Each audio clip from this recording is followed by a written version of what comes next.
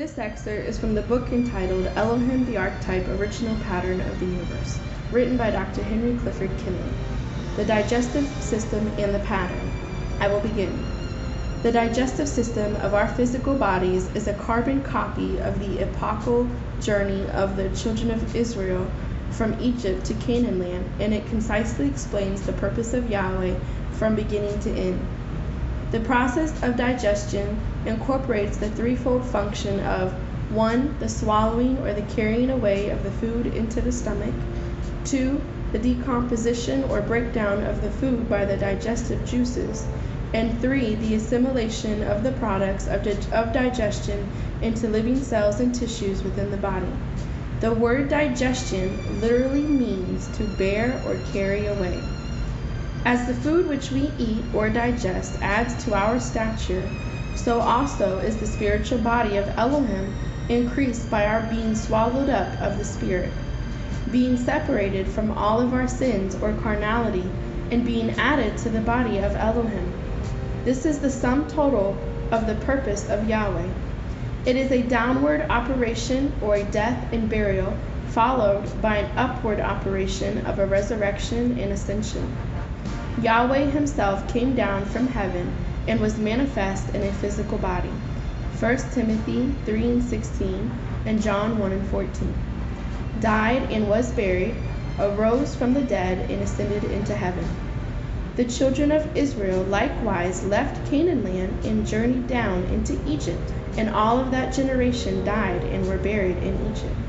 And the succeeding generations were liberated from Egypt, which is a resurrection, and went back to Canaan land by way of the wilderness of Sinai. Furthermore, all things materialistic or physical have descended from, or had their origin from, pure spirit, Yahweh, which is a downward operation, and they definitely and positively shall be dissolved, death and burial, and shall return back to the source, pure spirit, or Yahweh, from which they came, which is an upward operation. These things have been mentioned as preliminary to showing how the digestive system functions in our physical bodies to display the marvelous purpose of Yahweh. As we have already mentioned, the digestive system pertains to the spiritual attribute of foundation incorporated in the superincorporeal form of Elohim. Truly, it is the foundation of the physical body, for all of the functions of the physical body depend to a great degree upon the digestive process. Since we are showing how the digestive system closely parallels the migratory trek of the children of Israel from Canaan land to Egypt and back to Canaan land by the way of the wilderness of Sinai, it becomes absolutely necessary for us to relate enough of the story that our readers will be familiar with the facts. Yahweh made a promise to Abraham after he had called him out of Ur of Chaldees into Haran and later to Canaan land. Genesis 11 and 31 to 32 and Genesis 12 and 5. That in his seed he would bless all of the families of the earth and multiply his seed as the stars of heaven and as the sands of the sea. Genesis 12 and 1 to 3, Genesis 13 and 16, Genesis 15 and 4 to 5, and Hebrews 11 and 8 to 12. He further told Abraham that this promise would come of effect through his son Isaac, which Yahweh had promised to give him by his 90-year-old barren wife Sarah, and not through his son Ishmael, who was born of his bondwoman Hagar. Isaac was a figure of the spirit, and Ishmael represented the flesh. So says the Apostle Paul, Galatians 4 and 22 to 31. Yahweh also promised Abraham a select and choice area of land, a virtual Garden of Eden, called Canaan land, which would be settled and enjoyed by his posterity.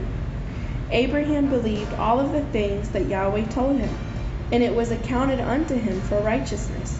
Romans 4 and 3. And he journeyed on foot to find this land which Yahweh had promised him. He later settled there, but when a famine developed there, he had to leave and go down into Egypt for food. Genesis 12 and 10 to 11. He later returned, and Isaac was born. During Isaac's lifetime, another famine developed, and he was preparing to go down into Egypt, when Yahweh sent him word not to go into Egypt, but to tarry in Canaan land, and he would be fed. Genesis 26 and 1-6 and 30.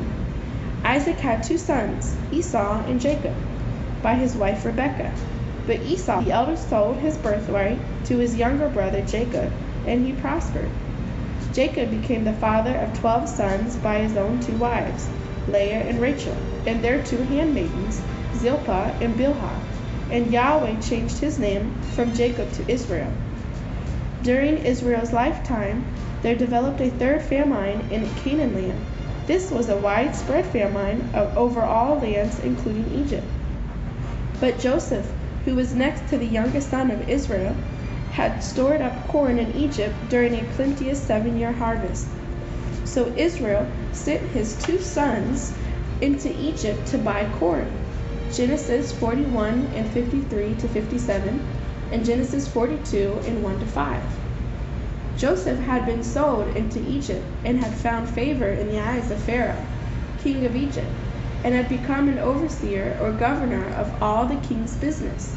Later on, Joseph persuaded his father, Israel, who had become an old man, and his brothers with their families, to come to Egypt to live, and some 70 of them went down into Egypt to sojourn.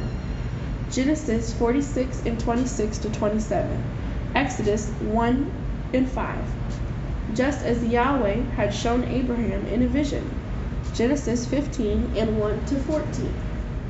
In further fulfillment of what Yahweh had previously revealed to Abraham, his posterity, the Israelites as they were called, multiplied greatly in Egypt and began to fill the land, and they prospered also, all of which caused Pharaoh, not the same Pharaoh who befriended Joseph, to envy them, and he decided, so he thought, that he had better put them under control before they would overpower him. So he set taskmasters over them, and afflicted them, and made them do all sorts of burdensome tasks. Exodus 1st chapter. And the Israelites cried unto Yahweh in their distresses. Pharaoh had not reckoned that these were Yahweh's chosen people, and that everything was going along according to Yahweh's timetable, for the Israelites were supposed to be in bondage to Pharaoh and his host for 430 years. And as the time drew near for their deliverance, Yahweh raised up Moses, one of their own, and sent him to stand before Pharaoh and to tell him to let his people go. Yahweh had previously told Moses that he would harden Pharaoh's heart so that he would not let the children of Israel go, so that he might get him glory and honor on Pharaoh, and might show his great power and might, and forcing him to let them go. And Yahweh did demonstrate his great power and might by pouring out 10 devastating plagues on Pharaoh and his host in the land of Egypt. But the Israelites were not harmed by any of these. At the time of the 10th and last plague, Yahweh told Moses to tell the Israelites to pick out the 10th day of the first month, Abib or Nisan, a male lamb of the first year without spot or blemish, and hold it over until the 14th day. And then they were to kill it, and take the blood and sprinkle it on the side posts, left and right, and lintel of the door of their houses, the blood being contained in a basin. And then they were to roast the lamb with fire, and eat all of the flesh with unleavened bread and bitter herbs that night. Exodus 12th chapter. None of the lamb was to remain until the morning. And Yahweh promised Moses that he would send his destroying angel, Michael, over the land of Egypt at midnight, and wherever he did not see the blood, he would smite the firstborn of both man and beast, but would spare the Israelite houses wherever the blood was on the doorposts. This is called the Passover, and the supper was known as the Feast of the Passover, or the Passover Supper, which was commanded of Yahweh to be celebrated every year at the same time. All of Yahweh's instructions were carried out precisely, and the following morning Pharaoh urged Moses to take the children of Israel and get out of Egypt. The Israelites left Egypt and went a 3 days' journey to the Red Sea, pursued by Pharaoh, who had again changed his mind after letting them go. But Yahweh demonstrated his glorious power by dividing the waters of the Red Sea and making a passage through the sea for Israel, who was being led by the cloud. and Pharaoh, attempting to pass through the same way, was drowned, he and his host, Psalms 136 and 15, in the Red Sea.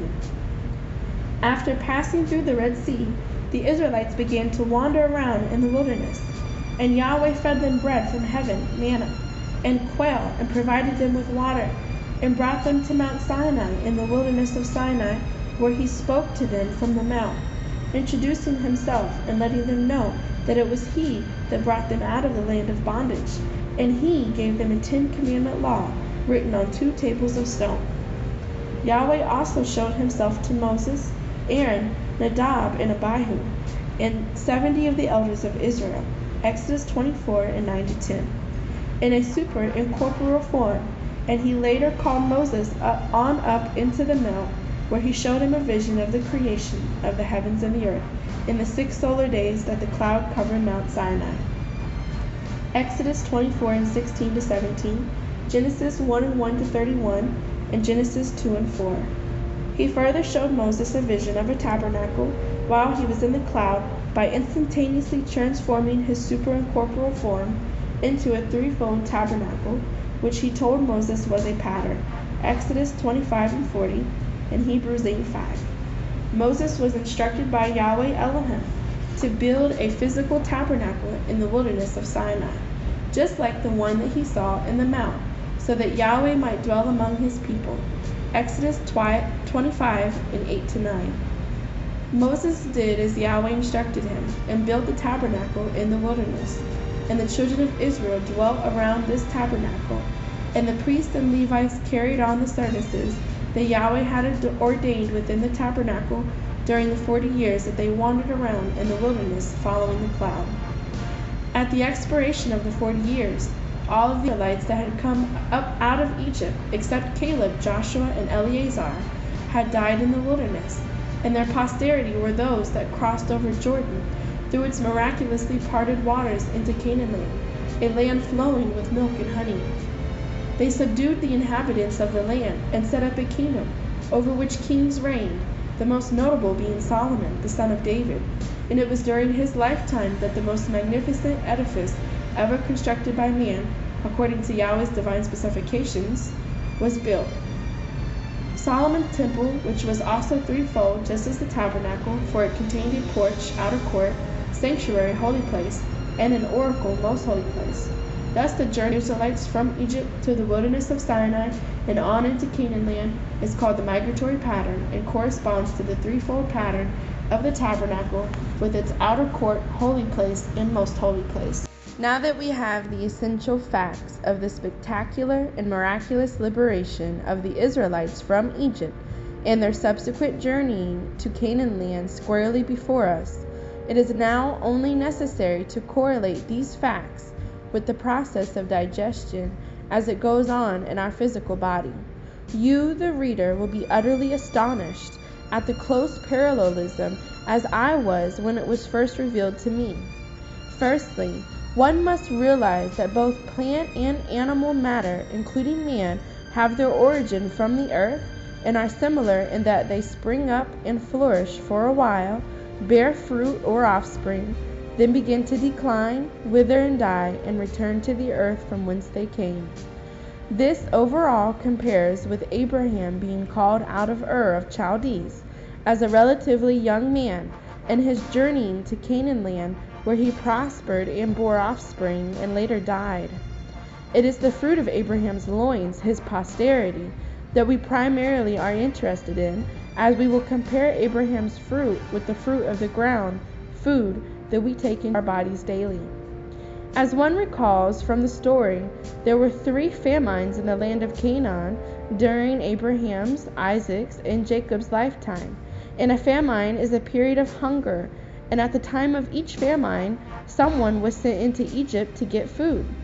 Likewise, there are 3 periods of hunger each day when a man must send food down into his stomach, Egypt, to satisfy his hunger pains. The food enters the mouth, located in the most holy place of the physical body, and corresponding to Canaan land, where the posterity of Abraham were settled, and it is chewed and swallowed, descending by way of the esophagus, food tube, into the stomach. After the food reaches the stomach, Egypt or outer court, it is imprisoned or held there in bondage for about 2½ to 4 hours, and is subjected to rather rough treatment, being mashed, churned, squeezed, and otherwise given the acid treatment by the digestive juices of the stomach. Furthermore, it cannot leave the stomach until the stomach receives a signal from the brain to release it, nor until sufficient blood has pooled in the stomach area to aid in the digestion of the food. These facts perfectly correlate to the Israelites going down into Egypt and being shamefully mistreated by Pharaoh and his taskmasters, and being held in bondage until Yahweh sent Moses to liberate them, and they having to put the blood of the paschal lamb on their doorposts before they could leave Egypt. When the signal comes from the brain to free the food from the stomach, it is pushed along by a peristaltic wave, which is a nervous stimulus which causes wave-like contractions of the musculature of the stomach behind the mass of food, and a wave-like relaxation of the stomach musculature in front of the food. In this fashion, the food reaches the pylorus, which is the narrowed end of the stomach at its junction to the small intestines, and here it runs into a barrier, the pyloric valve, which is a constricting band of muscle which closes off this end of the stomach. Here the food must halt and wait until the pyloric valve receives a nervous stimulus from the brain to open, and then, and only then, does the food move on through this narrow strait. Likewise, the children of Israel left Pithon and Ramses in Egypt and journeyed for 3 days, being led, or otherwise pushed along, by the cloud, which was the light unto them in front, and dark unto Pharaoh and his host behind. And they came to the barrier of the Red Sea, and had to stop and encamp there, until Yahweh gave Moses the word to raise up his rod over the sea and divide it, thus allowing the Israelites to pass through. When the food passes through the pylorus, it immediately finds itself in a twisting, coiling section of the digestion tract known as the small intestines, the first part of which is the duodenum, which literally means 12. In the small intestines, the food is also pushed along by peristaltic waves. That is, there are times when it is stationary, and there are times when it is on the move. Likewise, when the 12 tribes of Israel crossed through the Red Sea, they found themselves wandering around in the wilderness of Sinai, being led of the cloud. When the cloud stopped, the Israelites would stop and encamp, and when the cloud moved, they would take up their tents and move on. Numbers 9 and 17 to 23. As the food moves through the small intestines, it comes into contact with a bitter substances known as bile, which flows down from a large triangular-shaped organ called the liver, which has 4 lobes, a large right lobe, a smaller left lobe, and 2 lobes of about equal size called the caudate and quadrate lobes. The liver is likened unto Mount Sinai. Most mountains are triangular in shape and have a principal slope and 1 or more smaller slopes. And the 4 lobes are likened unto the 4 principal men, Moses, Aaron, Nadab, and Abihu, who went up into Mount Sinai and saw Elohim. Exodus 24 and 9 to 10. Moses, being the leader, is represented by the large lobe of the liver. Aaron, who was Moses' brother and also high priest-elect, is represented by the smaller left lobe, and Nadab and Abihu, the 2 sons of Aaron and low priest-elect, is represented by the caudate and quadrate lobes, which are about equal in size. When the bile from the liver comes into contact with the food, it exerts a powerful action in further breaking down and decomposing the food, adding to the decomposing action that has already taken place in the stomach, and it is assisted by the juices from the pancreas. This composition process continues until the essential part of the food is separated from the indigestible cellulose or other non-nutritive material, which later passes on down the alimentary canal as drought and returns to the ground from which it came. The 10 Commandment law, which came down from Elohim out of Mount Sinai, had the same humiliating effect on the children of Israel, and that they were unable to keep the law, and because of their disobedience, Yahweh caused them to wander around in the wilderness for 40 years until they all died in the wilderness, except Caleb, Joshua, and Eleazar, and their carcasses returned to the ground from which they came. Since the 10 Commandment law was written on tables of stone and came down to the Israelites at the hand of Moses, it is no wonder that gallstones form in the bile tract and pass down into the small intestines on occasions. The essential substances derived from the food by the process of decomposition do not meet the same fate as the indigestible cellulose, etc., for they, the amino acids, simple sugars, and simple fats, in a watery solution are absorbed across the barrier of the mucosal lining of the small intestines and enter into the bloodstream, where they are distributed to the various tissues of the body and are utilized in forming new tissues and cells and give energy or life unto the body. Their ultimate destiny is likened unto beginning life all over again in another form. For whereas they were once incorporated in the food which entered the mouth, they are now an essential part of the body itself, and live on, as it were, in glorification. Likewise, it was the offspring, or those children, that came out of the loins of the Israelites that left out of Egypt, along with Joshua, Caleb, and Eleazar, who went on across the barrier of the Jordan River into the land of Canaan, a type of heaven, and began life anew, as it were, when they inhabited the land, planted vineyards, and built the beautiful temple of Solomon, and reigned as kings for a while, being very much unlike the nomadic people who went down into Egypt, for they had received the blessing that Yahweh had promised Abraham that he would give them. As a final point to include in this correlation, let me remind the reader that in so much as a great number of people only are interested in the physical side of eating, the smell and taste of food and its mastication and swallowing down into the stomach, and they do not pay any attention to the other side, which can be likened to an invisible or spiritual operation, the decomposition and breakdown of the food and its assimilation into the body. Likewise, so it is with reference to our desiring the physical things of this life, and our giving no heed whatsoever to the spiritual things of this life. Yahshua the Messiah said, "For what is a man profited if he shall gain the whole world and lose his own soul?" Matthew 16:26. Below is a small comparison chart which will give the reader a quick rundown of the essential aspects of this discourse. Also, please consult the illustration dealing with the gastrointestinal tract and the pattern. Comparison chart of process of digestion in the migratory trek of the Israelites. Condensed. 1. Food is placed in the mouth, most holy place of the physical body. During a period of hunger is chewed and swallowed down into the stomach, outer court. 2. Food is held in the stomach while it is mashed, churned, broken down, and treated with acid from the lining of the stomach. 3. Food is liberated from the stomach by nervous impulses which open the pyloric end of the stomach, and it passes into the small intestines, holy place. 4. Food wanders around in the twisting small intestines and receives the bitter bile from the liver and the secretions from the pancreas, which further digests it. 5. Food is propelled along by peristalsis, which is a nervous impulse which replaces the musculature in front of the bolus of the food in the intestines. 6.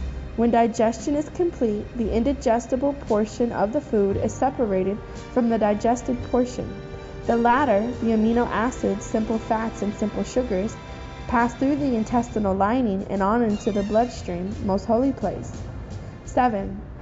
After entering the bloodstream, and substances of the food are carried to the various tissues of the body and built into living cells which have their heyday for a while. 1. Israelites were placed in Canaan land, most holy place of migratory pattern, by Yahweh, and later during a period of famine journeyed down into Egypt, outer court, to get corn. 2. Israelites were held in bondage to Pharaoh and cruelly mistreated, being whipped, scourged, and pushed around and otherwise given the acid treatment. 3. Israelites are liberated from Egypt by Yahweh and pass through the divided waters of the Red Sea into the wilderness of Sinai, holy place. 4. Israelites wander around in the wilderness and come to Mount Sinai, where they receive the law which humbles them, and they receive manna from heaven during their journeying. 5. Israelites are led through the wilderness by the cloud. When the cloud moved, they moved, and when the cloud stopped, they stopped and encamped. The Levites were in front, and the Israelites followed. 6. When 40 years had expired, all the Israelites which came out of Egypt died in the wilderness, except Caleb, Joshua, and Eleazar, who passed through the Jordan River into Canaan land, most holy place, with those who had been born in the wilderness. 7. After entering Canaan land, the Israelites journeyed to Mount Moriah, where later they constructed Solomon's temple, and Solomon as king reigned for a while. This is the most interesting diagram, for it displays the digestive tract of man's physical body that begins at the mouth and ends at the anus. And we have doctored the picture in the stomach region to unmistakably convey the thought that this coiled tube represents a serpent or snake, which is present in every man's body, whether he wants to admit it or not.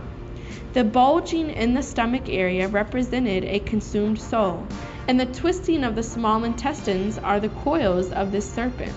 Solomon spoke wisely when he said all of the labor of a man is for his mouth, belly, and yet the appetite is not satisfied. Ecclesiastes 6 and 7. The Apostle John wrote that the serpent or the devil or Satan was cast out of heaven, Revelations 12 and 10, into the earth, and his angels, demons, were cast out with him. Peter in Jude said that the devil and his angels were cast down to hell. Now, no one knew where hell was until Yahshua the Messiah sent his disciples out to cast these evil spirits out of men. This showed that man's physical body was hell. That is when he is ignorant of the purpose and plan of Yahweh according to the pattern. The physical body is made of the dust of the earth, and when his inner man is dead, this body becomes a grave, just like the hole in the ground in the cemetery. John the Revelator referred to the grave as being hell, Revelation 20 and 13, see margin.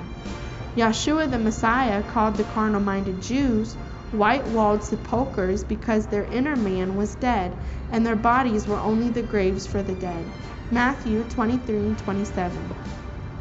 If one uses his imagination just a little bit, he can see that the tail of this serpent is the vermiform, in the shape of a worm or snake, appendix, and that this serpent has almost completely entered the doorway of man's house. The ascending, transverse, and descending colon form the doorway. The prophet Amos described the situation beautifully. As if a man did flee from a lion, and a bear met him, or went into the house, and leaned his hand on the wall, and a serpent bit him. Amos 5 and 19.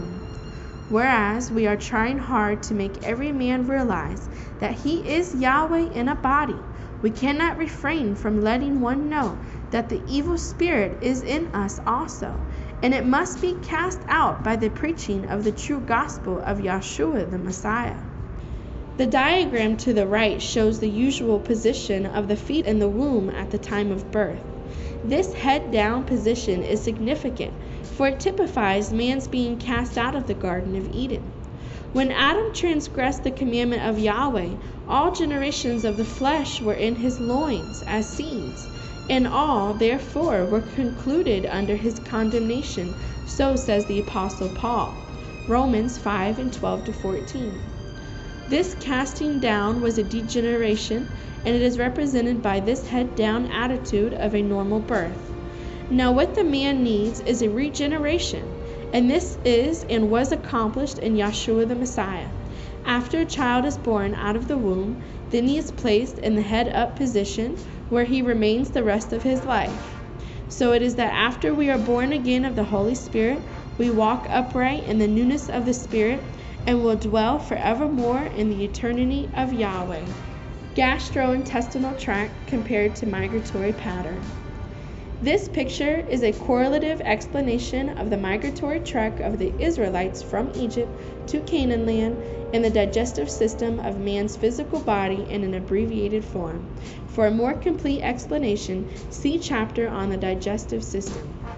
As always, everything corresponds to the tabernacle pattern shown to Moses in Mount Sinai in a vision in 1490 BY, before Yahshua the Messiah, with its threefold makeup of an outer court, holy place, and most holy place. The food coming down the esophagus into the stomach corresponds with the Israelites going down into Egypt, where they were held in bondage by Pharaoh, just as the food is held in bondage by the stomach for a while. This food is buffeted around and given the acid treatment in the stomach, just as the Israelites were harshly treated. The Israelites had to place the blood of a sacrificial lamb on the lintel and the two side posts of the doors of their houses before leaving Egypt at the time of the Passover. Likewise, the blood rushes to the stomach area during digestion, and the square-like configuration of the overlaying large intestines with the blood distributed by the right colic, middle colic, and left colic arteries forms the doorway. We have pictured this intestinal doorway separately for a clearer explanation. After a while, the pylorus opens and allows the food to escape into the duodenum, which means 12, just as the Red Sea opened up and allowed the 12 tribes of Israel to escape from Egypt. When the food enters the small intestines, it wanders around, being pushed by a peristaltic wave, which is a nervous impulse that relaxes the muscle in front of the bolus of food and contracts the muscle behind it. Thus, the food only moves when the wave dictates. Likewise, the Israelites entered the wilderness of Sinai and wandered around for 40 years following the cloud. They only moved when the cloud dictated. 50 days after the Israelites crossed through the Red Sea, Yahweh spoke to them from Mount Sinai and gave them the 10 Commandment law, which was a bitter pill for them, for it subjected them and humbled them to a restriction of a moral, social, and religious nature as they had never known before. Moses later came down from the mount with these laws written on tables of stone. In the same manner, the food entering the small intestine soon comes in contact with the bile, which is bitter, flowing down from the liver, which is triangular in shape, resembling a mountain. And this bile humbles the food by its powerful digestive ferments. And furthermore, gallstones sometimes descend along with the bile. Another manifestation of the cloud which hovered over the Israelites' head, from which they received manna, is the pancreas, which is an elongated hand resembling a cloud. Pancreas in Greek is pancreas, which means sweet bread. Finally, after 40 years wandering in the wilderness of Sinai, all of the Israelites who came out of Egypt died in the wilderness, except Caleb, Joshua, and Eleazar, representing the Godhead, and the children of Israel's offspring, which had been born out of their loins in the wilderness, crossed over the river Jordan with the aforementioned threesome.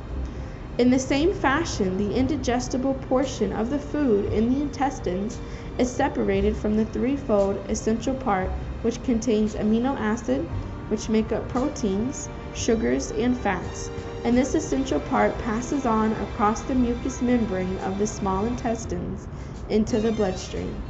After crossing the Jordan River into a land flowing with milk and honey, the Israelites later built the Temple of Solomon, which corresponds to man's physical body.